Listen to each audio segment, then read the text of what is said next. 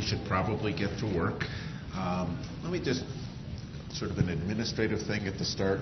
This isn't so much for those of you who are sitting here right now, but I know a number of students are taking me up on the idea of watching these videos online through the pilot page, through Tegrity on the pilot page for the course.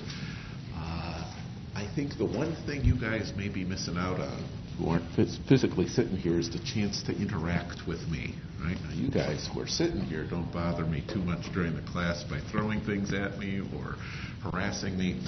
But for those who are doing this sort of online, don't forget there's a chance for you guys to talk with me through the Pilot Live feature associated with Pilot. And that's true for everybody in the class. So if you want to sleep in or whatever, all you need to do is go to the pilot page for the course. On the upper left, you'll find a pull-down menu for communications.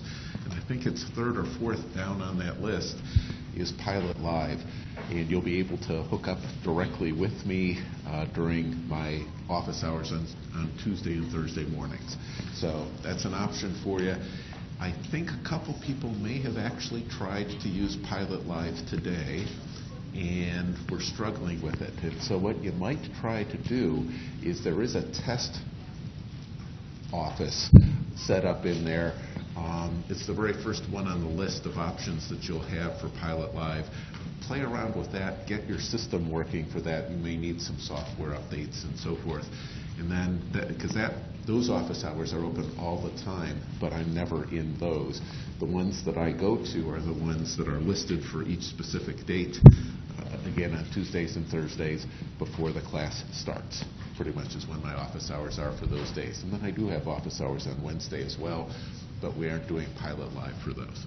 All right, so anyway, in case you've been trying to get a hold of me through Pilot Live, I think everything's working on my end. There are ways that we can help you get things to work on your end, too, if that's been a problem. And if you haven't been trying to get a hold of me on Pilot Live, why not? It could be fun. You know, experiment, try new things. Okay, so half of you have had the great pleasure of sitting in cushy new chairs in lab this week. Pretty awesome, huh? Big improvement. The previous chairs were pushing 20 years old. The ones that are in the lab now have literally only been there since Monday, and so I'm glad that we've finally been able to deliver some comfortable and functional seating to the people who are in that freshman biology lab.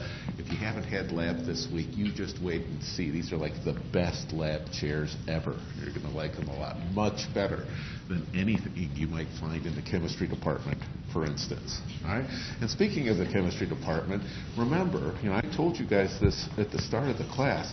My mission here is to convert as many of you who aren't biology majors into biology majors. And so if you've forgotten that that's what I'm trying to do, let me just remind you of that.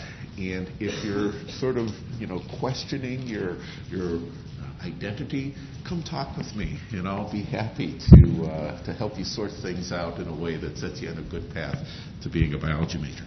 So, okay, let's get to work. Today, I'm talking with you about how cells communicate with each other. That's what the main topic of today is going to be about.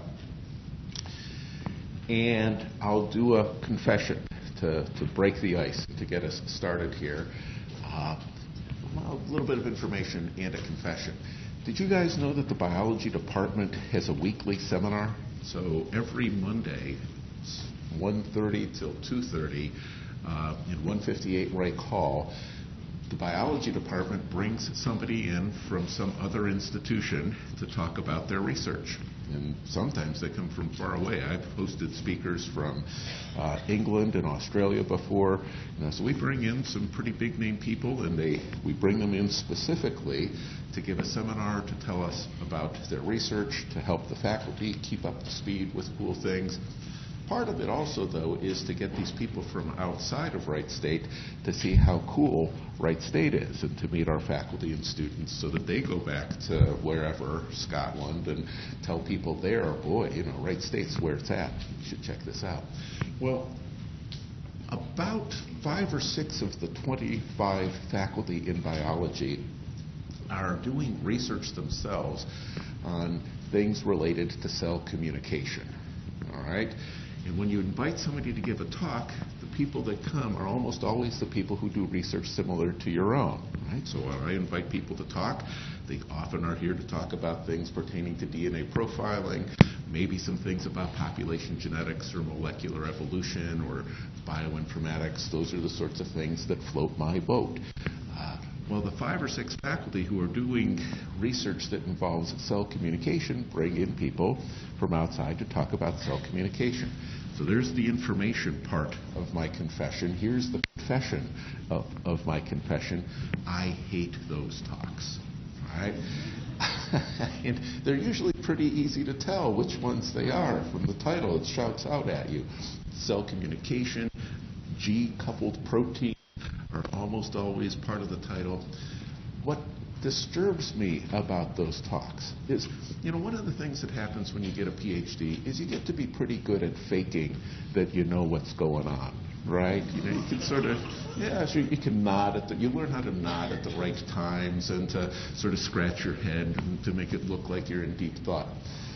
I can't pull that off when I'm listening to these people talking about cell communication stuff. And what it comes down to in my mind is that I don't know I can't tell if these people are like incredibly intelligent or they're pulling the wool over my eyes. And I can't discern what's going on. Because what happens in these talks is that like 2-3 slides in, I get completely overwhelmed with the complexity of what's going on with these communication pathways inside of cells. Okay? And you're going to see that sort of thing during the course of today's lecture.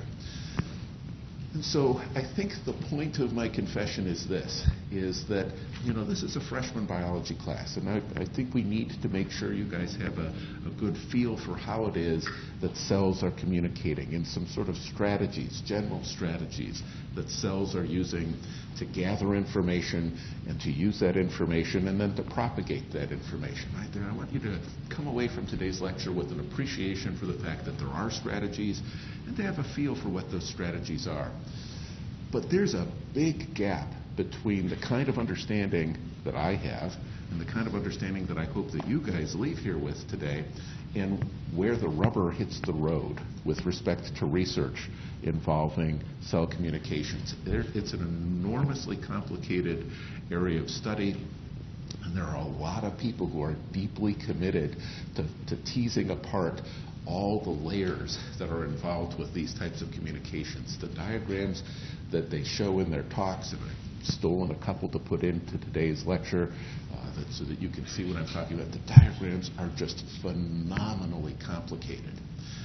And when you see that kind of complexity, okay, don't get freaked out, right? Remember, what we're looking at here is just the general strategy, the fact that there are strategies and what some sense of those strategies are. And then the next thing that I hope you'll take away, and it's going to become a bigger issue as we move through the next couple of lectures in this class, when you see that something is complicated, okay, in a biological system, complexity translates very directly into capability. Okay? The more complicated things are, the fancier the stuff is that you can do. And so when you see these really complicated protein cascade communication pathways, I hope you'll take a step back and say, whoa, okay, that's pretty hairy. I'm glad I don't have to commit that sort of thing to memory. And then also think, boy, with all of that stuff going on, there must be all kinds of ways to tweak it, to modulate, and to modify, and to, just nudge that information. We're not talking about on and off, right? We're talking here about a million shades of gray. And you get that because we have these amazingly complicated systems. The messages that cells are getting don't just tell them, okay, turn this on or turn this off. There's an enormous amount of information that cells have and an enormous range of actions that they can take to respond to the information that they're receiving. Okay, so again, there's going to be some things that I'm going to flash up here on the screen in a minute that freak me out. I imagine they'll freak you out a little bit. Don't get freaked out. Look at it, marvel at the wonder of the complexity, marvel at the fact that people have dedicated their lives to sorting out that complexity, but marvel also at the capability that that complexity gives to living things, like you and I. All right, so cell communication. There's a big preamble for you to sell you on what it is I'm going to be talking with you about. This sort of thing doesn't happen by accident, all right? Pause for a moment and contemplate what's going on here, right? Coordinated movement. There's all sorts of signals that are going on inside of both of these organisms. There's signals that are going on between these organisms, right? That sort of speed and agility and turning on a dime and coordination doesn't happen by accident. To be able to pull that off, you have to have a pretty amazingly sophisticated system. And the sorts of communications we're going to be talking about today, when they really come to bear, can give you some amazing activities like these. So this is on a macro scale how this communication plays out. Believe it or not, I'm going to spend most of my time today talking with you at a much more molecular scale about how these things play out. And so I don't know, this is PG, right? Not too scary. Halloween's coming up, so there's going to be blood and gore, right? So that's not too bad. The next slide, I'm afraid, is one that's going to freak me out and freak you out, because it gives you a sense of what some of these pathways look like. So metabolism looks pretty crazy. This is one signal pathway. There's one protein or one message that a cell gets that triggers all of these different things in a cascade to kick into gear, to do different things that ultimately results in a whole slew of stuff. So here are antibodies. You've got an antigen that binds up here. When that happens, check out all the stuff that goes on. There's a protein that gets activated. It comes over and it touches this and activates it. This protein is inhibited by this protein, but it activates this protein. And look at this cascade. Ultimately, you're doing things here, cytoskeletal rearrangements and integrin activation. Wow, so you're changing the cytoskeleton, the structure of the cell, as a result of some of these things that are going on. You're going to see later on in today's lecture that calcium ion concentrations can activate or inactivate proteins, so we've got an opportunity here for this protein, or better, that antigen binding to this antibody, to trigger things that are going on with respect to the calcium ion concentrations in the cell. These things have, some of these names I recognize from titles of talks. This must be an important one, RAS, right? But check out all of these proteins. Each of those circles is a different protein. Ultimately, some of that information gets passed or through the cytoplasm into the nucleus of the cell. And that's no easy thing to accomplish either. Remember that nuclear envelope, got 2 phospholipid bilayers you have to get past. And ultimately, look at this. We're even going to end up changing the expression of genes in this cell, a number of genes in the cell, simply because that thing tickled something on the surface of the cell, right? So again, an enormous amount of complexity. When you see that, appreciate that a different antigen might cause the thing to play out a little bit differently, or 2 antigens or some other signal on the cell could come in, and there could be crosstalk between these. Maybe you respond to one signal one way, you respond to another signal a different way, and you respond to both of those signals simultaneously a different way. And maybe if the first signal comes first and the second signal comes second, you respond to both signals differently than if the second signal had come first and the first signal had come second. Right? There's just an enormous amount of complexity, an enormous opportunity to change the response that cells get the response that cells have to this information that they're receiving. All right, so that's the kind of thing that I see in these talks in the biology department seminars, and it disturbs me that the people who talk about these things don't need to look at the slide. They just talk about, well, you know, RAS is going to come and influence CRAF, and they'll just rattle off the whole thing like it's present in their head. So again, people invest a lot of mental energy in understanding what's going on with these pathways. But that's what's going on in eukaryotic cells. Let's take a break, or take it easy on ourselves, and talk about some strategies and start where it's simple. When we talk about simple things in a class like this, that means I need to talk with you about prokaryotes. Right? Prokaryotes are, in my mind, synonymous with simple or simplicity. Eukaryotes, like you and I, translate pretty quickly to complexity. So let's start with the simple stuff and then see if we can't crack into some of the more complicated things down the line. Here we've got a nice diagram that gives you a sense of how it is that bacteria are sensing the presence or absence of other bacteria. Right? So a lot of this communication is about transmitting information or receiving information or sensing your environment. Bacteria need to know, are there other bacteria present or not? And appreciate the kinds of things that they need to know. They might act differently if they knew that there were a whole bunch of other bacteria of the same species, and they may act differently if they knew there were a whole bunch of bacteria of a different species. Right? Sometimes they're going to see the presence of other bacteria as competitors. Sometimes they're going to see the presence of other bacteria as an opportunity to collaborate and cooperate.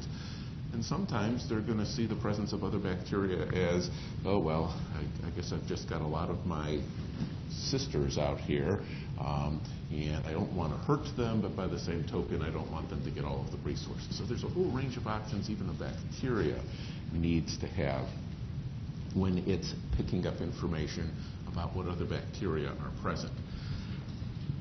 What I'm talking with you about here is usually described as quorum sensing.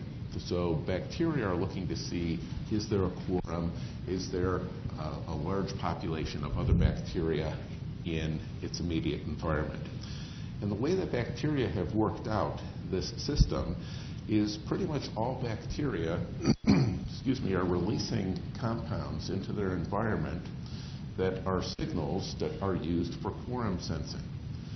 Funny thing, the molecule that a bacteria releases is usually not one that it has receptors for on its surface. So they're kind of blind to they're blind to their own presence, they're blind to the presence of other bacteria of the same species, just like them releasing the same compound. Instead, they have receptors to help them gauge how many other kinds of bacteria and what the density of other kinds of bacteria are. But what you can see is happening here is that if you've got a cell releasing one of these signals, one cell, there's just not much density of cells or signals, and so they won't get those signals. As the population of the cell increases, the density, the concentration of the signal increases, and you can eventually get to a point where there are a bunch of signals and a bunch of cells. It's not so much the contact between the cells that's important, but rather it is the cells sticking to these signals, or the signals interacting with receptors on the surface of the cells, that's important. And what will happen is once you get to a certain concentration, once a bacterial cell has enough receptors on its surface that have bound to signals, a message gets communicated from the membrane of these bacterial cells to the chromosomes that changes gene expression. Okay, so effectively what's happening is they hunker down. Right? These bacteria, once they get the message, there's a whole bunch of other cells that are out there, they hunker down. They get into sort of a conservative metabolism mode, And effectively, there's two ways that bacteria grow, right? There's one mode of growth called logarithmic growth, and there's another mode of growth called stationary phase. Logarithmic growth is, pedal to the metal, divide as fast as you can, metabolize as fast as you can, replicate your DNA as fast as you can. For E. coli, the bacteria that lives in our gut, it takes about 30 minutes, pedal to the metal, to make another E. coli cell. Okay? And that's in contrast to stationary phase, where the E. coli gets the message, okay, now we're just going to be real conservative, we're not taking any chances, we're just going to batten down the hatches, secure the deck, make sure everything's working fine in here, because food's probably going to get scarce pretty soon if it's not scarce already. Let's just hunker down, wait things out. Maybe, some of these bacteria won't be able to survive. Maybe they'll get washed away. Maybe another chunk of food will fall in, whatever, and then we can kick back into the logarithmic growth. The difference between logarithmic growth and stationary phase is a big difference in the kinds of genes that are being expressed. Okay? And how do they know when to turn on and turn off those genes to make the transition from logarithmic to stationary phase? Well, the answer is quorum sensing. And what that ultimately means is that these bacteria have receptors on their membranes that are picking up not so much the fact that you've bumped into other cells, but rather signals that have been released by those other cells have been picked up in sufficient quantities to make the bacteria think that there's a lot of other bacteria present. And that, in turn, means that it's a good idea to have a different strategy for metabolism. Instead of pedal to the metal, hunker down and wait this out until maybe times get a little bit better and we can start growing real fast again. Okay? So that's what's up with quorum sensing. Here's a more detailed kind of a look at what's happening with quorum sensing. Again, this comes from one of those kinds of talks. This one's not too complicated, a slide for the cell communications kinds of talks. All that you're seeing here is there's one particular kind of bacteria that we're talking about.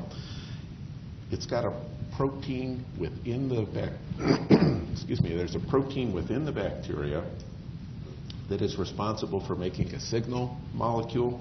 You can see it's an AHL signal. I don't have any idea what AHL stands for, but it's a cute little red ball, right? Okay, so this thing makes little red balls. When the red balls when the red balls go out of the cell and then interact with something in the cell membrane, they can get carried back into the cell. Another protein can bind to those little red balls that have made that junket. And this protein then, once it's bound to the red ball, can bind to the chromosome of the organism and result in a change in the expression of the genes of that organism. So I said a little bit ago that most of these quorum sensing strategies involve signals that the cell itself can't recognize. This is an exception to that kind of rule. So here we have a bacteria that is releasing signals that it can respond to, and that response involves a change in expression. The upshot of this sort of thing for bacteria can be pretty impressive. Right? So I told you about log phase versus stationary growth for bacterial populations. The lecture notes, if you bothered to look at them, if you haven't, check this out. There's like a couple paragraphs that blow me away in the lecture notes that you have for today. It's the sort of thing that makes you really want to break out some dental floss. Right? So if you read the notes, you know what I'm talking about. There are over 1,000 different species of bacteria that make dental plaque in our mouths. Okay? So we all have plaque. I don't care how recently you've been to the dentist, we've all got dental plaque. That dental plaque, if you scraped it out and really worked hard to characterize it, you would identify over 1,000 different species of bacteria there. And there's maybe another 25,000 different kinds of bacteria that are kicking around inside of our mouths, separate from the dental plaque. But dental plaque some pretty amazing stuff when you really get under the hood and you see what's going on with dental plaque. 1,000 different kinds of bacteria. Some of those bacteria are anaerobes. They can't tolerate the presence of oxygen. We got a lot of oxygen in our mouths, right? How does an anaerobic organism make it in an environment where there's a lot of oxygen?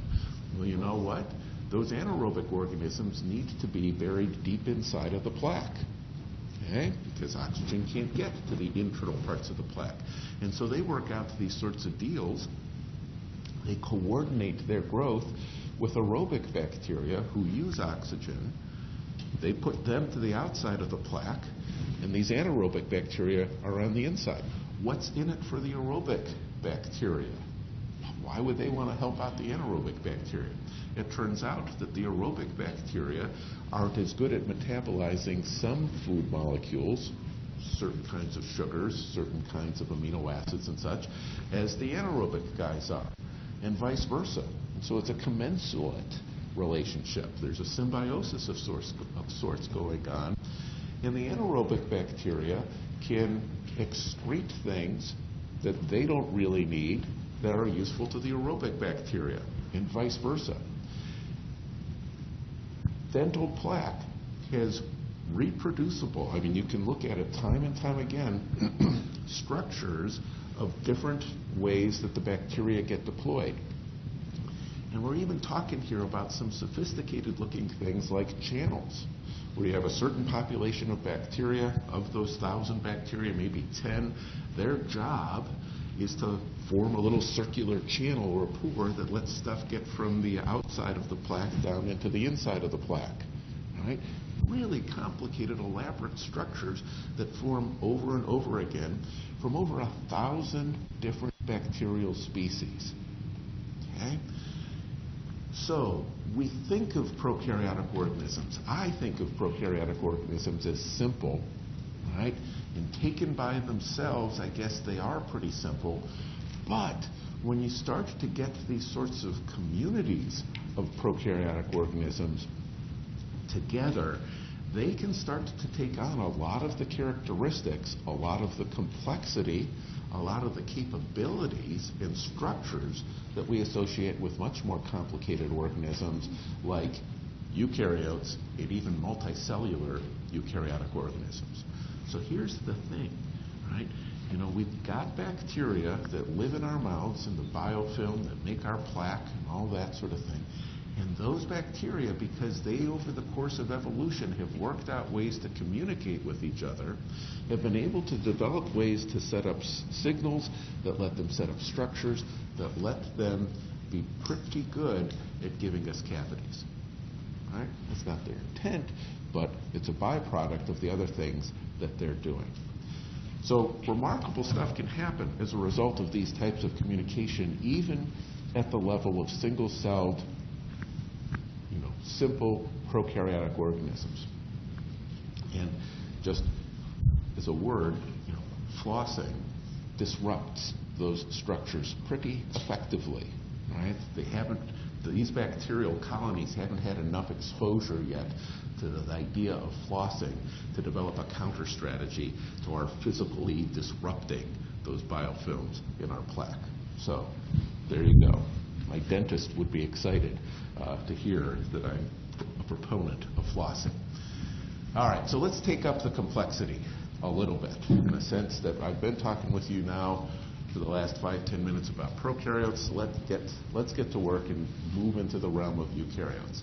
This one's just, I guess for lack of a better word, titillating. Right? Let's talk about some sex.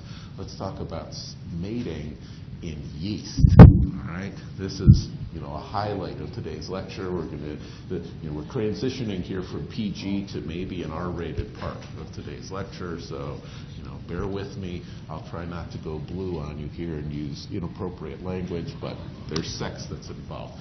So let's talk about sex in yeast. Did you guys know yeast have sex?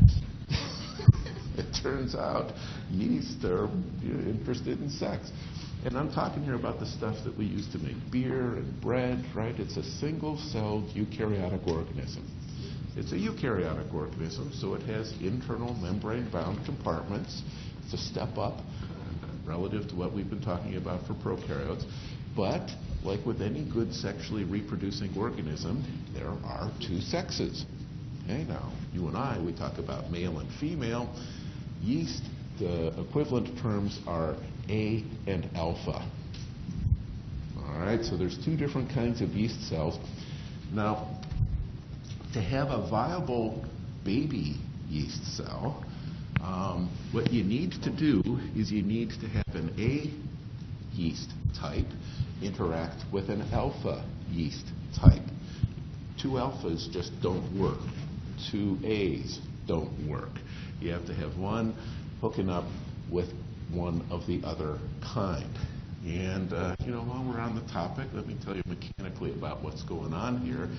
The A's have receptors on their surface that get excited by a molecule that's released by the alphas, and the alphas have a receptor on their surface that gets excited by a molecule that's released by the A's. Okay? What does that excitement translate to? This is perhaps the highlight of today's lecture, the word I'm about to share with you. That excitement of the receptors on the A and on the alpha results in a protrusion from the surface of both of those. In human terms, we might be thinking penis. That's not what happens with yeast. The guys who've worked out how this stuff plays out in yeast came up with a much more interesting word. It's called a shmoo. All right? And I'm sorry, it's all downhill from there for today's lecture. But an important part of yeast mating is the formation of a shmoo.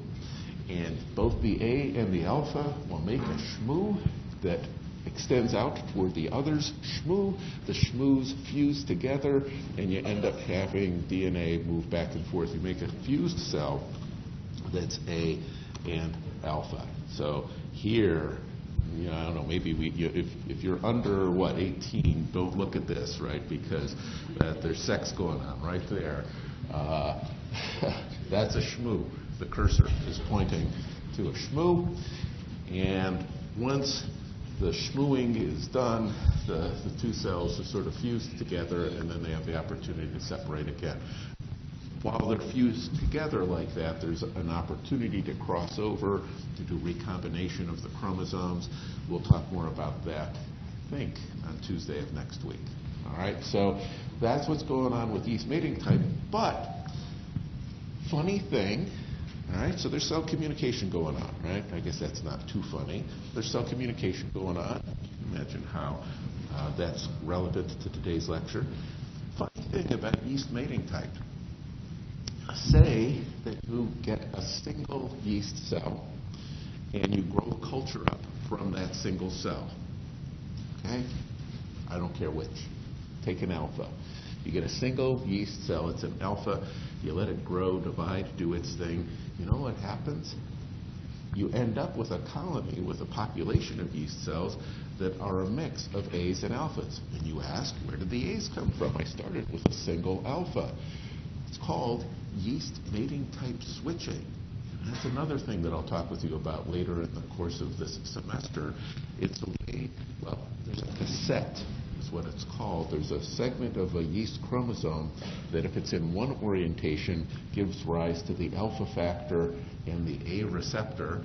And if you flip it around, it gives rise to the A factor and the alpha receptor.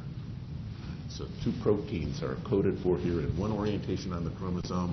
It makes an alpha yeast mating type. In the other orientation, it makes an A yeast mating type.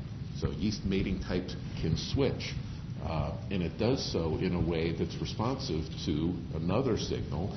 If you're an alpha and all that you feel out there in the world is you're hoping one day to make a shmoo, if all you're feeling are other alpha factors, you get the idea maybe this is a good time to become an A. right? I'm going to get some serious action if I turn into an A. And so that incentivizes it, makes it easier for that cassette to switch its orientation and become a very popular yeast cell in the schmooing world. All right? So yeast mating type switching is something we'll talk about in a little more detail later on. But for today, appreciate even simple eukaryotic organisms like yeast are doing this type of cell communication. All right. So I've been talking with you about communication in microorganisms. Let's get to work talking about what's going on in multicellular organisms. And let me start by telling you that this is tricky stuff, right? Eukaryotic cells, there's lots of issues we've got with eukaryotic cells. They're bigger than prokaryotic cells, right? So it's harder to wait for a signal to come from the outside to the DNA. It's just a further distance that you're relying on the fusion to carry some information from. So we've got that hurdle to cross. We have the hurdle of a cell membrane, right? Prokaryotes have that as well, but we've got that hurdle. The information has to get from outside the cell to inside. Some molecules, like sodium, just don't work very well. They have a hard time fighting their way through by themselves. Sometimes the signal needs to get not so much to the nucleus, but to some of these organelles, like a mitochondria, or an endoplasmic reticulum, or a Golgi apparatus.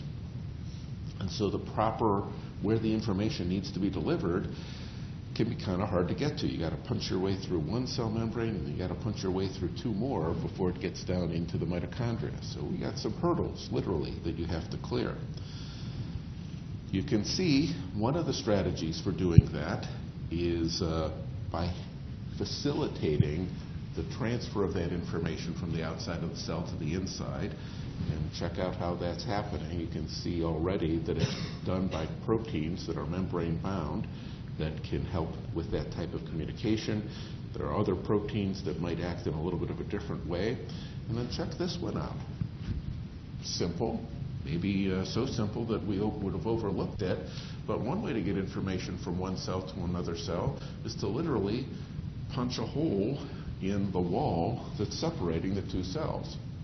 Right? And so plant cells have these things called desmosomes that are simply holes in their cell wall that allow the cytoplasm for one cell to intermingle with the cytoplasm of an adjacent cell. How about that for an effective way of transmitting information, or the sets of the environment, the circumstance of one cell to a neighboring cell? And animal cells, like you and I, also play that same trick. We have these things where cells, when they butt up against each other, can have what are called gap junctions, which are the same thing, holes in our cell membranes that allow the intermingling of cytoplasm from one cell to an adjoining cell. So that's a pretty effective way to transmit information from one cell to another. But again, you can see this slide gives you a sense that there are a bunch of hurdles, and there are a bunch of different ways that you might be able to clear those hurdles and help get that information from one cell to another. So, I've just been talking with you about this. In animal cells, there literally can be holes in the cell membrane that allow molecules to pass back and forth. Animal cells, we call that a gap junction. In a plant cell, that's a plasmodesmata, all right? And you can see again, we can have some information passing between cells and cell junctions. So that brings up this idea of local signaling as opposed to long distance types of signals. Local signaling is what happens when cells are sending out molecules that are intended to communicate something to nearby cells. That's fairly tautological. And you have to appreciate an alternative might be, and so local signaling is the sort of thing that happens when one nerve cell transmits an impulse to another nerve cell. Right? At the junction between the two nerve cells, neurotransmitters are released, and allow an action potential to continue along a nerve fiber. Right? So those neurotransmitters aren't intended to do anything for nerve cells a centimeter away. They're intended to tickle one cell right next door. And that's in contrast to the sorts of things that can happen with long-distance signaling. Because you can appreciate, we've got pancreases that are releasing hormones and adrenal glands that are releasing hormones all the time. Those signals aren't intended so much to tickle the cell next door, but rather to transmit some information across the entire body by moving through the circulatory system. So there's a couple different ways to consider the type of signals. Some of the signals are intended to act very locally. Others are intended to be transmitted across a much wider organism, a wider range of distances within the organism. So let's talk about the reception of a signal, plasma membrane receptors. Here's what's up. Pretty simple start, right? Extracellular fluid, cytoplasm. We have something that's going on the outside, a signaling molecule that needs to be, the presence of this molecule on the outside of the cell means that the cell needs to do something differently on the inside relative to what it had been doing before. All right? Pretty simple, straightforward concept there. There are 3 steps to what's got to happen. First, you need to have reception of the signal. And almost invariably, the receptors are proteins that are membrane bound. Okay? So step 1, reception. Step 2 is transduction. So we've got a receptor protein that has been stimulated in some way by the presence of a signal, and then that activated receptor needs in turn to transduce that information from across the membrane, essentially carry that information across the membrane. And often what you'll find, and you'll see a lot of examples of this in the next several slides, often what you'll find is the receptor protein will actually interact with these relay molecules in a pathway, specifically a signal transduction pathway. Most of these receptor proteins are kinases. Remember, a kinase is an enzyme that transfers a phosphate group onto something else, or moves phosphate groups around. Typically, these kinases will phosphorylate a protein or 2 or 3 or 4, these relay molecules that in turn become activated, and they in turn are often kinases that phosphorylate other things, and you get this signal transduction pathway where it's a bucket brigade kind of thing. You might wonder why, if this is the thing that's going to be important in terms of delivering the message, why didn't this receptor just phosphorylate it directly? Why did it have to phosphorylate this, which in turn phosphorylated this, which in turn phosphorylated that? Do you wonder? I wondered. Seriously, does it need to be that hard, right? Isn't it slowing the process down? I have to wait for this molecule to get phosphorylated, then this one to get phosphorylated, then this one. Well, if the name of the game is phosphorylating that third one in the chain, let's just do it right out of the gate. You know why? You have that pathway. It's a cascade. It's sometimes a signal transduction cascade is the way it's described as opposed to a pathway. It ultimately results in an amplification of the signal. So you had one signal molecule that tickled one receptor protein in the membrane. Okay? That protein, a kinase, can activate maybe a couple dozen of another molecule. And so we had one molecule, a very weak, faint signal, perhaps, that now inside of the cell results in 20 molecules being different. And those 20 molecules can each phosphorylate another 20 molecules of a different sort. And so it's 20 times 20. I'm guessing 400. Sound good, right? we don't do a lot of math in biology classes because it embarrasses the faculty when they talk about those sorts of things on the fly. But so you add one molecule that resulted in a change to 20 molecules, that resulted in a change to 400 molecules, that resulted in a change to maybe 8,000 molecules, that now have a pretty good chance of being able to change the level of expression of a gene, for instance. And along the way, all these other molecules that have been influenced by that one signal binding, they also may be doing additional things. Maybe they have metabolic functions of their own in addition to their kinase activities for this pathway. So it's a three-step process. We have to receive the signal, typically done by a membrane-bound protein. That signal needs to be transduced, typically by kinases and typically as part of a pathway and or a cascade. And the third part is the ultimate payoff here.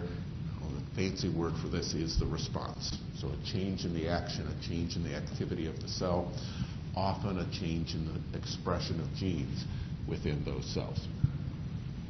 All right, so broad overview. This is the general approach that eukaryotes are taking with respect to cell communication, these types of signals. The receptor receives the information from a signaling molecule. Transduction occurs typically with a signal transduction pathway and or a cascade, and then we see a change in the activity of the cell, often in terms of what sorts of genes are being expressed. So let's talk a little bit more, in a little more detail, about what those membrane-bound receptors are like. Good news, in some sense, is that most of those membrane-bound receptors that eukaryotic cells use fall into one of just three categories. Right? You could have conceived of 50,000 or more different kinds of membrane-bound receptors. It seems that 98% of those receptors fall into one of these three categories. We've got the G protein coupled receptors, tyrosine kinases, and ion channel receptors. So I'll take a few minutes to talk with you about each of those, give you a few pictures to help you get a sense of what's going on. Recognize that stuff? That's a phospholipid bilayer, right? Cell membrane. That's what we're talking about there. Recognize this stuff. Those coils, those are alpha coils, just like the telephone cord over there. And you got some, these aren't beta sheets, they're just loops that are flapping around in the exterior of the cell. Here they're flapping around in the interior of the cell. Protein, membrane-bound protein, probably a lot of hydrophobic amino acids in through here. There's a binding site. Oh, look how cleverly the cartoonist has drawn this little fold for you here. It looks like something could sit down in there really nicely, right?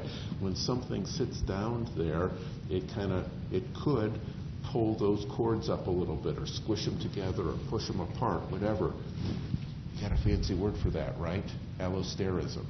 So we've got, when something tickles the binding site, you can have an allosteric effect, and when you change the structure of this protein, or perhaps you'd prefer to say when you change the shape of this protein, it shouldn't surprise you to hear that there could be a change in the function of the protein. And so the binding of a protein or a signaling molecule here can change this protein's activity in such a way that its shape is different and activates something about that other end of the protein.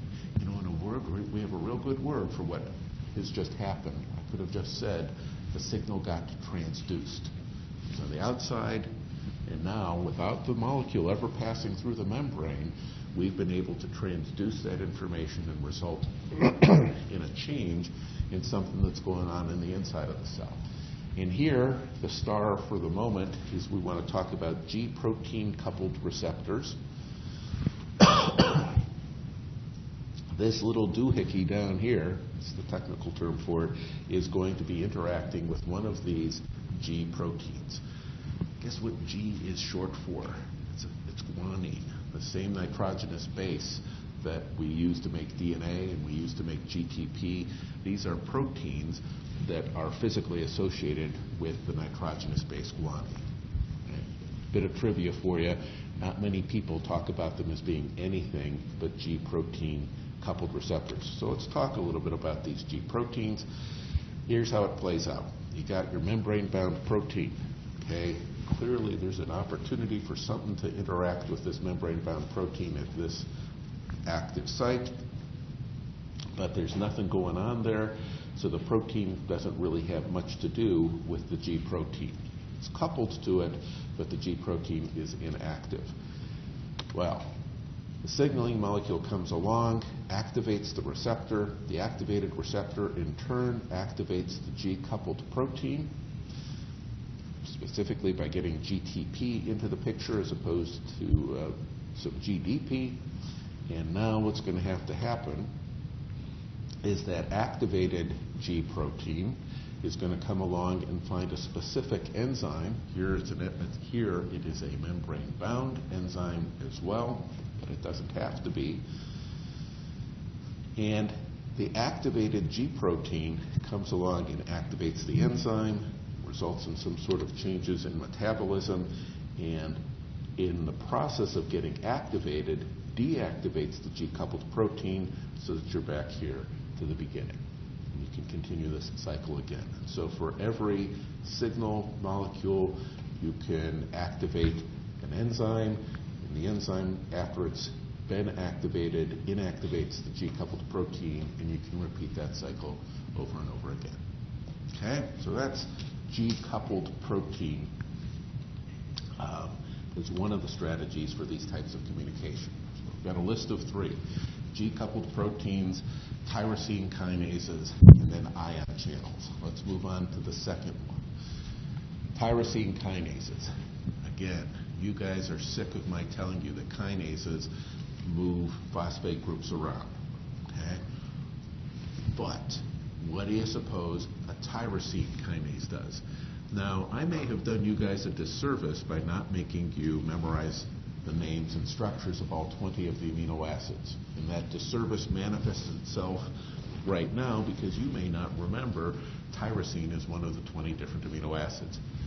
But I hope I've fixed that problem of my own making by telling you tyrosine's an amino acid. Okay? There are 20 different amino acids we use to make proteins. One of them is called tyrosine. Guess what tyrosine kinases do? They put phosphate groups on something called tyrosine. All right? And so a tyrosine kinase is a special kind of kinase. Its job is to phosphorylate proteins, specifically at their tyrosine residues, specifically where on their surface they have a tyrosine as part of their primary structure. So check out what's happening here. We've got a tyrosine kinase. Actually, they're showing you 2. Interesting, huh? So you have a tyrosine kinase. You got your phospholipid bilayer, plasma membrane here. You got the outside of the cell there. You got the inside of the cell here. Notice that the tyrosine kinase, the artist here is showing you there's an awful lot of stuff dangling around on the inside of the cell relative to the outside of the cell. And that tends to be the way that these tyrosine kinases work. But you got a little red ball that's your signal that's comfortably into a receptor, an active site on the tyrosine kinase. Okay? The signaling molecule comes along, makes these tyrosine kinases have an allosteric change their structure in a way that now makes one tyrosine kinase like to rub up against and interact with some other tyrosine kinase.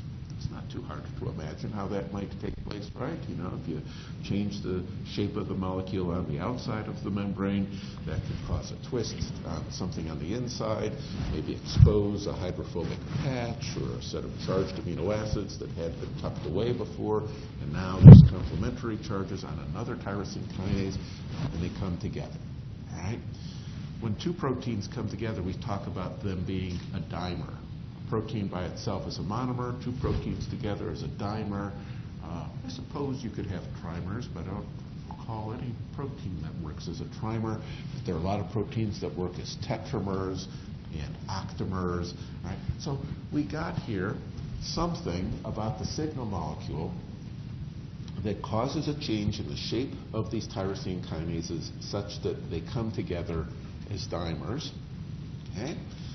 And you must have noticed that the artist here is pointing out that there are a bunch of tyrosines on the surface of these tyrosine kinases. How about that? Well, guess what? Tyrosine kinases often engage in autophosphorylation. You guys know what that means, right? Auto, self-phosphorylation. Right? So the tyrosine kinases can phosphorylate themselves. And here you saw there were 3 tyrosines on the surface of each of those monomers. You can phosphorylate each of those tyrosines by burning some ATPs, making them into ADPs, doing what kinases do. And when you phosphorylate those tyrosines, guess what? Those intense negative charges now on the surface of the tyrosine kinases change the activity of the tyrosine kinases in other ways still, such that now these fully activated tyrosine kinases may become interested in phosphorylating still other things. Right? So the kinases, the way that tyrosine kinases often work is they the signal is received, they autophosphorylate to really kick up their own phosphorylation activity, and then they phosphorylate the kinase other things. You can see for this particular tyrosine kinase they're showing you, they're drawing attention to the fact that maybe this tyrosine kinase might phosphorylate 2 different internal proteins. Not just one, but 2 different ones that may have different enzymatic activities and result in different cascades and different things going on. It's probably better to say one has one response and the other has another. Okay? So, what's all this about? Let me back up just again. We're talking about getting messages, information from one side of the cell membrane, the outside, to the inside. I'm telling you, there's essentially 3 strategies we see getting used over and over again. G-coupled proteins, we've talked about that. Tyrosine kinases, just talked about that. Last, not least, ion channels. Hooray, that's what the next slide shows. It makes it look like I may have looked at these slides before I came in here today. Feel very professional. Check it out, right? An ion channel. You know what's going on here? We've got a membrane-bound protein. Again, this membrane-bound protein has nothing to do with G-coupled proteins. It's got nothing to do with kinases. Instead, this membrane-bound protein, when it gets tickled by a signal, there is an allosteric effect that results in a change in the structure of this protein. The change in the structure here allows a change in function. Look, before the signal was there was this little flap of the protein that was covering a hole that runs through the middle of the protein. Now, when the signal is there, the flap says, oh, I'd much rather interact with the signaling molecule than I would with this hole that's in the middle of the protein. And when the gate is moved over by the signaling molecules, here probably some ions on the outside of the cell, have an opportunity to pass through from high concentration, simply going down the diffusion gradient.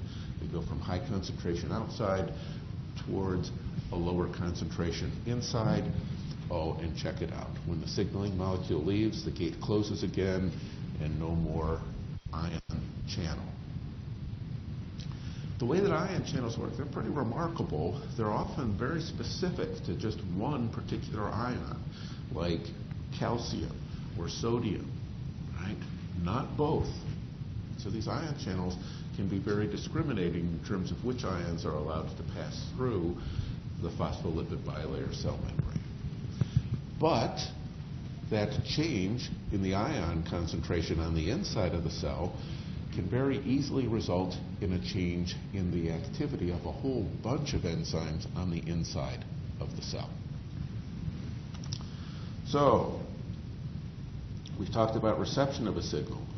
What could I mean by intracellular receptors? Oh yeah, here's what I mean by intracellular receptors. There's a A fourth way that a signal might be able to get from the outside of the cell to the inside of the cell. So far, I've just been talking with you guys about signaling molecules that can't fight their way through a phospholipid bilayer. Right? These are probably hydrophilic kinds of things that just don't fare well inside of the hydrophobic part of the phospholipid bilayer. But how about a molecule that's a little bit hydrophobic? Maybe it doesn't even need help getting across the membrane. I'm talking about things like steroids, right? Testosterone is a steroid. Steroids are pretty fatty things, right? Lots of hydrogen and carbon bonds. They're fat soluble, and you actually don't need to do anything to help testosterone get to the inside of a cell. If you've got it floating around in your blood, it can work its own way through the phospholipid bilayer. But testosterone by itself is a pretty small molecule, can't really do that much in and of itself. What it can do, though, is it can tickle a receptor protein that is inside of cells, result in an allosteric change to that molecule that in turn causes it to bind to DNA, and when it's present, either turns on or turns off the expression of some genes and results in change in the activity of the cell. So you got a hormone that comes in, makes this receptor hormone complex, and that in turn can bind to DNA, but only when the hormone is also present, and that can change gene expression patterns that result in a different population of mRNAs. We'll talk more about that very soon. Different mRNAs make different proteins, and we've effectively communicated from something outside of the cell to inside of the cell. All right, well, I tell you what, we're in the home stretch here. You know, I've talked about these three general strategies, plus the fourth now, where some molecules can make their way across the membrane without the help of any membrane-bound protein. Let's just look at a little more detail about what's going on with the signal transduction. Not that different than what we've already been talking about, and I've already shown you. You've got a signaling molecule that activates a receptor. Okay, a kinase here gets activated. That in turn activates another kinase, and this can happen. There are examples of these cascades where 10 different kinases get activated over the course of this cascade. I already told you one of the advantages of those types of phosphorylation cascades is a significant, a profound opportunity to amplify the signal. One molecule tickling this one molecule here can result in hundreds or thousands of molecules being different on the inside pretty quickly as a result of those cascades. Oh, and I should also tell you that at the same time you've got kinases that are phosphorylating things, you can have kinases, here we're going to call them a phosphatase, but we can have kinases that can come along and undo that signal. Because that's an important point, right? Once you've gotten the signal, you need to be able to have a reset button, right? You don't want to have this be a one-shot kind of deal where you push the button in on the console and the button never comes out. That's not a very useful stereo, is it? Where, what's a really nice feature of stereos? You can turn them on and you can turn them off, right? Not a very useful stereo if all you can do is turn it on. I mean, it's better than a stereo that you can't turn on, I suppose, but it's awfully nice to be able to both turn on and turn off. Bear in mind that phosphorylation is reversible. Okay? So there's opportunities to reset the signal and to be ready to have this whole thing play out one more time. So here's a specific example. This is from your textbook where they're trying to impress upon you the amplification as it plays out. We've got a G protein coupled receptor. Check it out. One molecule gets tickled, and you end up here with, at the end of this process, 10 to the 6th, 1,000,000 molecules behaving differently because of that one molecule at the beginning of that cascade, and that molecule is an enzyme that itself can influence many glycogen molecules, and you can see here the binding of one molecule can result in a change fairly easily to 100 million molecules inside of the cell. Pretty amazing opportunity for amplification of the signal. All right, transduction of the signal. We've talked about phosphorylation cascades. There are other molecules that can be pretty effective as signaling molecules inside of cells. I'm just going to talk with you about these four, and then we're pretty much done for today. Cyclic AMP is a very widely used signaling molecule, both within prokaryotes and eukaryotic organisms. So cyclic AMP, and we'll talk more about cyclic AMP again in another couple of weeks in this class when we're talking about regulation of gene expression. But cyclic AMP is a very widely used. Cells are really finely tuned in. They're keyed in to what's going on with their cyclic AMP. Right? Low levels of cyclic AMP mean one thing, high levels of cyclic AMP mean another, and an awful lot of things inside of cells are tapping into that bit of information. What is cyclic AMP?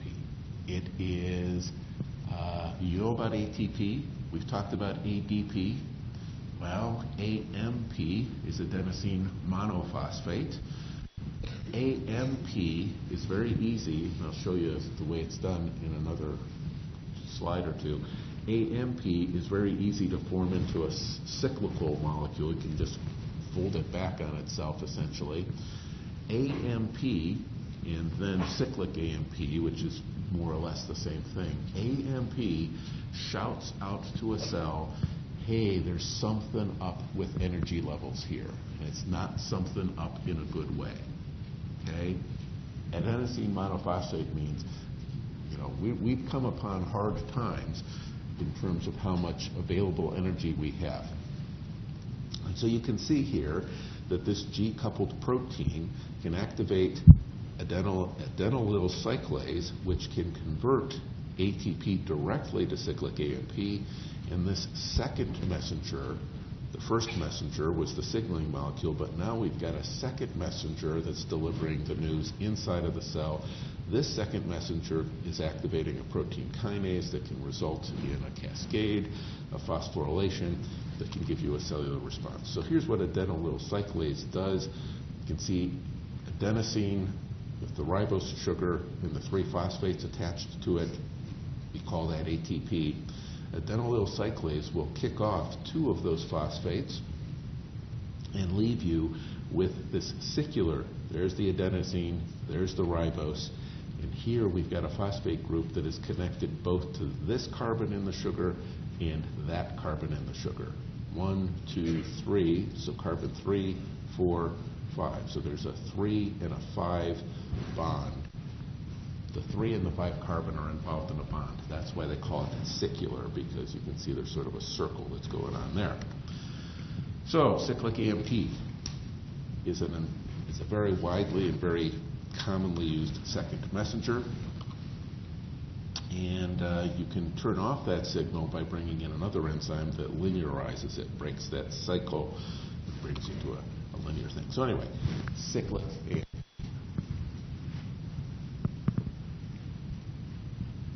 Second messenger. That's sort of like the key idea there. We had a messenger on the outside, a first messenger or a primary messenger. Now, because of things that have happened with the signal transduction inside the cell, we've got a second messenger that can transmit that information further down the line. Here are 3 others. Inositol triphosphate calcium and DAG. I mentioned before, I talked about ion channels. Calcium concentrations are another thing that cells are very keyed into. Proteins inside of cells act differently if calcium ion concentrations change. Okay? Calcium ion concentration is almost always higher on the outside of a cell than on the inside of a cell. And calcium ion concentration is almost always higher inside the endoplasmic reticulum than it is outside the endoplasmic reticulum.